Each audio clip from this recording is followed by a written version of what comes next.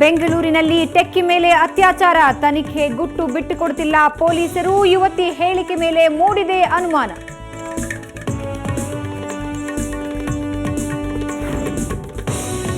ಮಂಡೂರು ಕಸ ವಿಲೇವಾರಿ ಸಮಸ್ಯೆಗೆ ಸಿಕ್ಕಿಲ್ಲ ಮುಕ್ತಿ. ಮೇಯರ್ ಸಂಧಾನಕ್ಕೂ ಜಗ್ಗದ ಗ್ರಾಮಸ್ಥರು. ಗ್ರಾಮದಲ್ಲಿ ಇನ್ನೂ ತೆರವಾಗಿಲ್ಲ ನಿಷೇಧಾಜ್ಞೆ.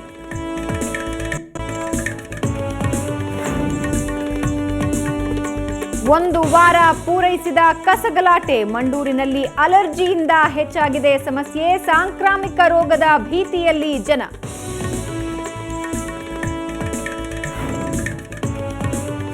ನಿಧಿ ವದಂತಿಗೆ ಕಿವಿಗೊಟ್ಟ ಕಳ್ಳತನ. ಉದ್ಯಮಿ ಮನೆಗೆ ಹಾಕಿದ್ರು ಕನ್ನ. ವಿದ್ಯಾರಣ್ಯಪುರ ಪೊಲೀಸರಿಂದ ಚೋರರ ಬಂಧನ.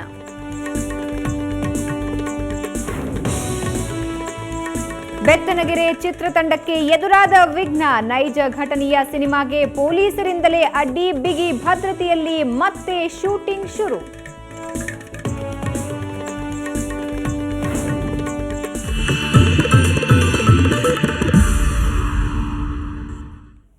ಕಸದ ಸಮಸ್ಯೆ ಮಂಡೂರಿನ ಜನರ ನಿದ್ದೆಗೆಡಿಸಿದೆ. ಕಳೆದ 2 ದಿನಗಳಿಂದ ಸುರಿದ ಭಾರೀ ಮಳೆಯಿಂದ ಮಂಡೂರಿನ ಜನ ಪರದಾಡೋ ಸ್ಥಿತಿ ಏರ್ಪಟ್ಟಿದೆ.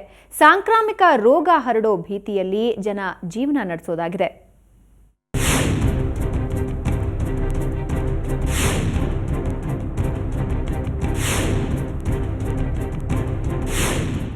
ವಾರ ಕಳೆದರೂ ಮಂಡೂರಿನ ಕಸ ಸಮಸ್ಯೆಗೆ ಬ್ರೇಕ್ ಬಿದ್ದಿಲ್ಲ. ಮಂಡೂರಿನಲ್ಲಿ ಕಸ ಸುರಿಯೋದನ್ನ ವಿರೋಧಿಸಿ ಗ್ರಾಮಸ್ಥರು ತೀವ್ರ ಮಟ್ಟದ ಪ್ರತಿಭಟನೆ ನಡೆಸ್ತಾ ಇದ್ದಾರೆ. ಇನ್ನು ಕಳೆದ 2 ದಿನಗಳಿಂದ ಸುರಿದ ಭಾರೀ ಮಳೆ ಮಂಡೂರು ಜನರ ನಿದ್ದೆಗೆಡಿಸಿದೆ. ಸೊಳ್ಳೆ, ನೊಣಗಳು ಹೆಚ್ಚಾಗಿದ್ದು ಸಾಂಕ್ರಾಮಿಕ ರೋಗಗಳು ಹರಡುವ ಭೀತಿಯಲ್ಲಿ ಮಂಡೂರು ಜನ ಜೀವನ ನಡೆಸ್ತಾ ಇದ್ದಾರೆ. ಮಂಡೂರಿನ ಜನರಲ್ಲಿ ಅಲರ್ಜಿಯ ಸಮಸ್ಯೆ ಮತ್ತಷ್ಟು ಹೆಚ್ಚಾಗಿದೆ.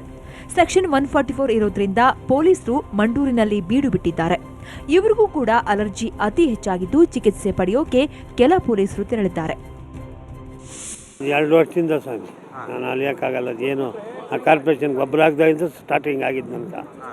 ಅವತ್ತಿನ ಹಾಸ್ಪಿಟ್ಲ್ಗೆ ಹೋಗೋದು, ತೋರಿಸೋದು, ಕಾಸಿಲ್ಲ, ಯಾವಾಗ ಏನು ಮಾಡೋದು, ಕಲ್ರಿರೋದು. ಅದಕ್ಕೆ ಯಾವುದನ್ನು ಕಾಸು ಸಂಪಾದನೆ ಮಾಡಿದ್ರೆ ಹೋಗೋದು.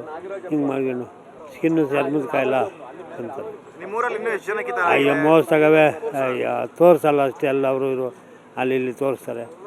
ನಾನು ಹೆಂಗೆ ಪಬ್ಲಿಕ್ನ ತೋರಿಸೋದು? ಅವರು ಹೋಗ್ತಾರೆ ಹಾಸ್ಪಿಟ್ಲಾಗ ತೋರಿಸ್ತಾರೆ. ಒಂದು ಕಡೆ ಕಸ ವಿಲೇವಾರಿ ಅವೈಜ್ಞಾನಿಕವಾಗಿ ಮಾಡ್ತಾ ಇದ್ರೆ ಮಂಡೂರು ಗ್ರಾಮ ಪಂಚಾಯಿತಿ ಬೇಕಾಬಿಟ್ಟಿಯಾಗಿ ಚರಂಡಿಗಳನ್ನ ಕಟ್ಟಿದ್ದಾರೆ. ಪರಿಣಾಮ ಚರಂಡಿ ನೀರು ಸರಾಗವಾಗಿ ಹರಿಯೋಕಾಗದೆ ಸೊಳ್ಳೆಗಳು ಮೊಟ್ಟೆ ಮಾಡಲು ಬೇಕಾದ ಉತ್ತಮ ಜಾಗವನ್ನೇ ನಿರ್ಮಿಸಿ ಸಾಂಕ್ರಾಮಿಕ ರೋಗ ಹರಡುವಂತೆ ಪರಿಸರ ನಿರ್ಮಿಸಿದ್ದಾರೆ. ಇದರಿಂದಾಗಿ ಸಾಕಷ್ಟು ಮಂದಿ ಹಾಸಿಗೆ ಹಿಡಿಯುವ ಸ್ಥಿತಿ ಎದುರಾಗಿದೆ. ಮೋರಿಯಿಂದ ಈ BVM ಗೊಬ್ಬರದಿಂದ ಪ್ರಾಬ್ಲಮ್ ಜಾಸ್ತಿ ಆಗಿದೆ ನೋಡಿ. ಪಂಚಾಯತಿಯವರು ಅರ್ಧ ಮಾಡಿ ಅರ್ಧ ಬಿಟ್ಬಿಟ್ಟಿದ್ದಾರೆ. ಮುಂದಕ್ಕೆ ನೀರೇ ಹೋಗೋದಿಲ್ಲ ನಮಗೆ. ಅರ್ಗಾಗಿ ಸ್ವಲ್ಪ ದೂರ ಇದ್ರೆ ಅದೊಂಥರ ಅರ್ಗಾಗಿದೆ. ಮನೆ ಅರ್ಗಾಗಿ ನಾವು ಯಾವ ಥರ ಇದು ಮಾಡಬೇಕು? 5 ಗಂಟೆ ಬಾಕ್ಲು ಹಾಕಿದ್ರೇನೆ, ಇಲ್ಲಾಂದರೆ ಮನೆಯಲ್ಲೇ ಸೊಳ್ಳೆ ತುಂಬ್ಕೊಂಬಿಡ್ತೈತೆ. ಇರೋಕ್ಕೆ ನೈಟೆಲ್ಲ ನಿದ್ದೆನೇ ಬರೋದಿಲ್ಲ, ಹಗಲಲ್ಲೂ ನಿದ್ದೆ ಬರೋಲ್ಲ. ಎಷ್ಟು ಅಂತ ನಾವು ಹಾಸ್ಪಿಟ್ಲಲ್ಲಿ ತಿನ್ನಿ ನೋಡ್ರಿ. ಈ ಮೊನ್ನೆ ಹಾಸ್ಪಿಟ್ಲಲ್ಲಿ ತೋರಿಸ್ಕೊಂಬಂದಿದ್ದೀನಿ ನಾನು. ಇವೆಲ್ಲದರ ಪರಿಣಾಮ ಮಂಡೂರಿನ ಮೆಡಿಕಲ್ ಶಾಪ್ಗಳಲ್ಲಿ ಬಾಡಿ ಲೋಷನ್, ಸೊಳ್ಳೆ ಔಷಧಿಗಳು ಸೇರಿದಂತೆ ಅಲರ್ಜಿ ಮಾತ್ರೆಗಳು ಅತಿ ಹೆಚ್ಚಾಗಿ ಮಾರಾಟವಾಗ್ತಾ ಇವೆ. ಹೇಗೆ ಅಂತಂದರೆ ಪಾಪ ಇಲ್ಲಿರೋ ಜನಗಳಿಗೆ ಏನು ಮಾಡೋದು? ಸೊಳ್ಳೆಗಳು ಕಚ್ತಾ ಇರ್ತವೆ. ಅದಕ್ಕೋಸ್ಕರ ಓಡೋಮಸ್ ಅಂತೆ, ಅಲರ್ಜಿ ಟ್ಯಾಬ್ಲೆಟ್ಸ್ ಅಂತೆ, ಆಯಿಂಟ್ಮೆಂಟ್ಸ್ ಅಂತೆ, ಇವೆಲ್ಲ ತೊಗೊಂಡೋಗಿ ಬೇಕಾಗುತ್ತೆ. ನಮ್ಮಲ್ಲಿ ಪ್ರಿಸ್ಕ್ರಿಪ್ಷನ್ಸಲ್ಲಿ ಗೌರ್ಮೆಂಟ್ ಹಾಸ್ಪಿಟ್ಲಿಂದ ಬರುತ್ತೆ, ನಮ್ಮ ಕ್ಲಿನಿಕ್ಕಿಂದನೂ ಬರ್ತಾ ಇದೆ. ತುಂಬಾ ಅವೇ ಬರ್ತಾ ಇರೋದು, ಅಲರ್ಜಿ ರಿಲೇಟೆಡ್ ಬರ್ತಾ ಇರೋದು. ಇಷ್ಟೆಲ್ಲಾ ತೊಂದರೆಗಳು ಮಂಡೂರಿನಲ್ಲಿದ್ರೂ ಪಾಲಿಕೆ ಅಧಿಕಾರಿಗಳು ಮತ್ತು ಗ್ರಾಮ ಪಂಚಾಯಿತಿ ಮಾತ್ರ ಯಾವುದೇ ಕ್ರಮ ತೆಗೆದುಕೊಳ್ಳದೆ ಜಾಣ ಕುರುಡು ತೋರ್ತಾ ಇದೆ. ಬೆಂಗಳೂರಿನಿಂದ ಕ್ಯಾಮರಾಮನ್ ಪ್ರಕಾಶ್ ಜೊತೆ ಪವನ್ ಕುಮಾರ್ ಪಟೇಲ್, ಮೆಟ್ರೋ ಬ್ಯೂರೋ, ಸುವರ್ಣ ನ್ಯೂಸ್. ಸಾಯಿಬಾಬಾ ಮಂದಿರದ ಹುಂಡಿಯನ್ನ ಟ್ರಸ್ಟಿಯೇ ದುರ್ಬಳಕೆ ಮಾಡಿಕೊಳ್ತಿದ್ದಾರೆ ಅಂತ ಆರೋಪಿಸಿ ಸ್ಥಳೀಯರು ಆತನನ್ನ ದೇವಸ್ಥಾನದಲ್ಲಿ ಕೂಡಿ ಹಾಕುವುದಕ್ಕೆ ಯತ್ನಿಸಿದ ಘಟನೆ ಬೆಂಗಳೂರಿನ ಮಂಜುನಾಥ ನಗರದಲ್ಲಿ ನಡೆದಿದೆ. ಸಾಯಿಬಾಬಾ ಮಂದಿರದ ಟ್ರಸ್ಟಿ ಚಂದ್ರಪ್ಪ ಎಂಬಾತ ಕುಡಿದ ಅಮಲಿನಲ್ಲಿ ದೇವಸ್ಥಾನ ಪ್ರವೇಶ ಮಾಡಿದ್ದಲ್ಲದೆ ಹುಂಡಿ ಹಣ ದುರ್ಬಳಕೆ ಮಾಡಿಕೊಳ್ತಿದ್ದಾನೆ ಅಂತ ಆರೋಪಿಸಿದ್ದಾರೆ. ಸ್ಥಳದಲ್ಲಿ 100ಕ್ಕೂ ಹೆಚ್ಚು ಮಂದಿ ಜಮಾಯಿಸಿದ್ದು ಬಸವೇಶ್ವರ ನಗರ ಪೊಲೀಸರು ಸ್ಥಳದಲ್ಲೇ ಮೊಕ್ಕಾಂ ಹೂಡಿದ್ದಾರೆ.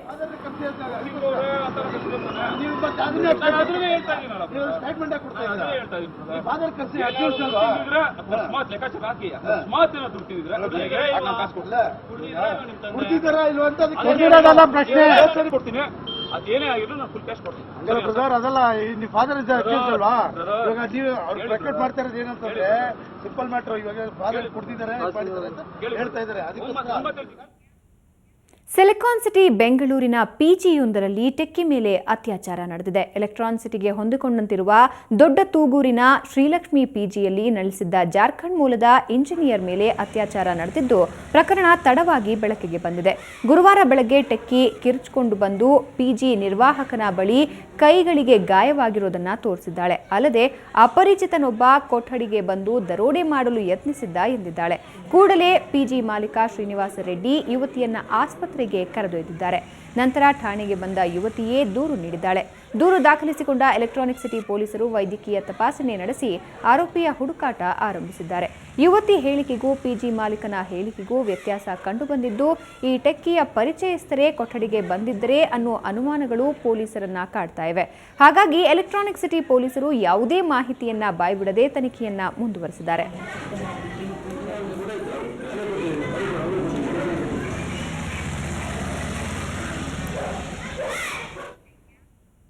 ಅವರು ಅಸಲಿಗೆ ಮಾಡ್ತಾ ಇದ್ದದ್ದು ಪೇಂಟಿಂಗ್ ಕೆಲಸ. ಆದರೆ ಈ ಇಬ್ಬರು ಪೇಂಟರ್ಗಳಿಗೆ ದಿಢೀರ್ ಸಿರಿವಂತರಾಗೋ ಹುಚ್ಚು ಹಿಡಿದಿತ್ತು. ಕುರುಡು ಕಾಂಚಾಣದ ಬೆನ್ನು ಬಿದ್ದ ಇಬ್ಬರು ಪೇಂಟರ್ಗಳು ತಮಗೆ ಗೊತ್ತಿಲ್ಲದ ಹಾಗೆ ಕ್ರಿಮಿನಲ್ಗಳಾಗಿ ಹೋದ್ರು. ನಿಧಿಯ ವದಂತಿಗೆ ಕಿವಿಗೊಟ್ಟು ಮನೆಯೊಂದಕ್ಕೆ ಕನ್ನ ಹಾಕಿದ ಪೇಂಟರ್ಗಳು ಇದೀಗ ಜೈಲು ಸೇರಿದ್ದಾರೆ. ಹೀಗೆ ಮಾಡಬಾರದನ್ನ ಮಾಡಿ ಮುಖ ಮುಚ್ಕೊಳ್ತಾ ಇರೋ ಇವರ ಹೆಸರು ಶ್ರೀನಿವಾಸ್ ಮತ್ತು ಪ್ರಭುಕುಮಾರ್. ಇಬ್ರು ಪೇಂಟರ್ಸ್, ವಿದ್ಯಾರಣ್ಯಪುರ ನಿವಾಸಿಗಳು. ಪೇಂಟಿಂಗ್ ಕೆಲಸ ಮಾಡ್ತಾ ಇದ್ದ ಇವರು ದುಡ್ಡಿನ ಹಿಂದೆ ಬಿದ್ರು. ಏಕ್ದಮ್ ಶ್ರೀಮಂತರಾಗೋ ಹುಚ್ಚಿಗೆ ಬಿದ್ದ ಶ್ರೀನಿವಾಸ್ ಮತ್ತು ಪ್ರಭುಕುಮಾರ್ಗೆ ವಿದ್ಯಾರಣ್ಯಪುರಂನ ಕಾನ್ಶಿರಾಮ್ ನಗರದಲ್ಲಿನ ಮನೆಯೊಂದರಲ್ಲಿ ನಿಧಿ ಇರೋ ವದಂತಿ ಕಿವಿಬಿದ್ದಿತ್ತು. ಅಷ್ಟಕ್ಕೂ ನಿಧಿ ಇದೆ ಅನ್ನೋ ಪುಕಾರುಗಳಾಗಿದ್ದು ಇದೇ ಶೀಟಿನ ಮನೆಯಲ್ಲಿ. ಅಸಲಿಗೆ ಇದು ರಿಯಲ್ ಎಸ್ಟೇಟ್ ಉದ್ಯಮಿ ನರಸಿಂಹರೆಡ್ಡಿ ಎಂಬುವರಿಗೆ ಸೇರಿದ ಮನೆ. ಇದೇ ಏರಿಯಾದಲ್ಲಿ ಪೇಂಟಿಂಗ್ ಕೆಲಸ ಮಾಡ್ತಾ ಇದ್ದ ವೇಳೆ ಇಬ್ಬರ ಕಿವಿಗೂ ನಿಧಿಯ ಸುದ್ದಿ ಬಿದ್ದಿತು ಅಷ್ಟೇ. ಮೇ 26ರ ಮಧ್ಯಾಹ್ನ ಸೇಲ್ಸ್ ಮ್ಯಾನ್ ಸೋಗಿನಲ್ಲಿ ಹೋದ ಇಬ್ಬರು ಮನೆಗೆ ನುಗ್ಗಿದ್ದಾರೆ. ಆ ಸಮಯದಲ್ಲಿ ಒಬ್ಬಂಟಿಯಾಗಿದ್ದ ನರಸಿಂಹರೆಡ್ಡಿ ಮಗಳಿಗೆ ಚಾಕು ತೋರಿಸಿ ಮನೆಯೆಲ್ಲ ತಡಕಾಡಿದ್ದಾರೆ. ಆದರೆ ಯಾವುದೇ ನಿಧಿ ಕೈಗೆ ಸಿಗದಿದ್ದಾಗ ಮನೆ ಬೀರುವಿನಲ್ಲಿಟ್ಟಿದ್ದ ಸುಮಾರು 2.5 ಲಕ್ಷ ಮೌಲ್ಯದ 85 ಗ್ರಾಂ ಚಿನ್ನಾಭರಣ ಮತ್ತು 1 ಪಂಚಲೋಹದ ವಿಗ್ರಹವನ್ನ ಕದ್ದೊಯ್ದಿದ್ದಾರೆ. ಅವನ್ನೆಲ್ಲ ಕೈ ಕಾಲೆಲ್ಲ ಕಟ್ಟಾಕ್ಬಿಟ್ಟಿದ್ದೆ, ಒಳಗಡೆ ಇದ್ದಿದ್ದೆಲ್ಲ ಎತ್ಕೊಂಡು ಹೋಗ್ಬಿಟ್ಟು ಇದು ಮಾಡಿದರು. ಆಮೇಲೆ ಆ ಹುಡುಗಿ ಹತ್ಕೊಂಡು ಓಡ್ ಬಂತು. ಕರೆಕ್ಟ್ 2:40 ಆಗಿತ್ತು, ಮಧ್ಯಾಹ್ನ ಬಂತು. ಅವಾಗ ನಾವು ಓಡ್ ಬರೋ ಅಷ್ಟೊತ್ತಿಗೆ ಒಳಗಡೆ ಎಲ್ಲನೂ ಹಾಸಿಗೆ ಮಂಚ ಎಲ್ಲ ಚಿಲ್ಲಾಪುಲ್ಲಿ ಆಗ್ಬಿಟ್ಟಿತ್ತು. ಅಸಲಿಗೆ ನರಸಿಂಹರೆಡ್ಡಿ ಇತ್ತೀಚೆಗಷ್ಟೇ ಕೆಲ ಸೈಟುಗಳನ್ನ ಖರೀದಿಸಿದ್ರು. ಇದೇ ನಿಧಿ ದುಡ್ಡಲ್ಲಿ ಸೈಟುಗಳನ್ನ ಖರೀದಿ ಮಾಡಿದ್ದಾರೆ ಅಂತ ನಂಬಿ ಈ ಪೇಂಟರ್ಗಳು ಈ ಮನೆಯನ್ನ ದೋಚಿದ್ದಾರೆ. ಸದ್ಯ ನಿಧಿ ಆಸೆಯಲ್ಲಿ ಮನೆಗೆ ಕನ್ನ ಹಾಕಿದ ಪೇಂಟರ್ಗಳ ಕೈಗೆ ವಿದ್ಯಾರಣ್ಯಪುರ ಪೊಲೀಸರು ಕೋಳ ತೋರಿಸಿದ್ದಾರೆ. ಇವರಿಬ್ಬರು ದಸ್ತಗಿರಿಯಿಂದ ಮನೆಯಿಂದ ಕಳ್ಳತನ ಆಗದಂಥ ಎಲ್ಲ ಚಿನ್ನಾಭರಣಗಳನ್ನು ನಾವು ಜಪ್ತು ಮಾಡಿ ಸುಮಾರು 2.5 ಲಕ್ಷ ಬೆಲೆ ಬಾಳುವ ಚಿನ್ನಾಭರಣಗಳನ್ನು ನಾವು ಜಪ್ತಿ ಮಾಡಿದ್ದೀವಿ.